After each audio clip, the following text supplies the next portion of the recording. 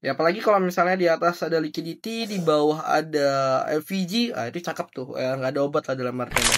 Oke, baik ya, kita lanjut di part yang ke-10, yaitu FVG, Fair Value Gap. Ya, tapi sebelum aku jelaskan, buat teman-teman yang ingin masuk di Telegram, masuk aja, klik aja linknya di bio, biasanya di situ kami share informasi dan edukasi yang lainnya. Oke, FVG ini apa? FVG ini adalah key level yang biasa sering kami pakai, ya. Jadi, sebelum masuk di key level, kita biasanya lihat dulu area-area penting gitu ya. Dan salah satunya ya area fair value gap. Nah, ketika di fair value gap ini juga teman-teman penting ya cek konfirmasi di lower time frame ya. Oke, bentuk fair value gap itu gimana, Bang? Bentuk fair value gap itu seperti ini secara candlestick ya. Dan secara teorinya, teman-teman semuanya, ini adalah orderan orang yang ngantri lumayan banyak sehingga belum diambil dan ketumpuk. Jadi keseimbangan harga berada di gap ini. Nah, ini secara teori. Jadi, ketika market itu balik di fair value gap, biasanya di respect dan mantul. Banyak orang yang menunggu di area situ gitu ya. Makanya kita jadikan sebagai key level ya. Oke, jadi bentuknya seperti ini. Oke, jadi secara teori seperti ini ya, teman-teman semuanya. Ini ada shadow.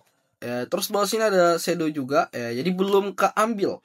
Ya, jadi candlestick yang di tengah kita katakan sebagai fair value gap. Ya, candlestick yang ini ya, yang belum di fix, yang belum diambil shadownya. Jadi konsepnya gini, ketika market itu retracement ya, balik, ini kan bullish ya.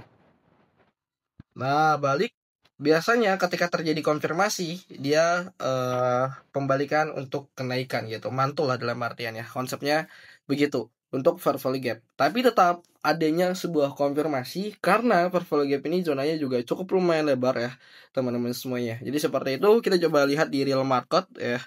Di sini kita coba cek gap ya. Fair value gap.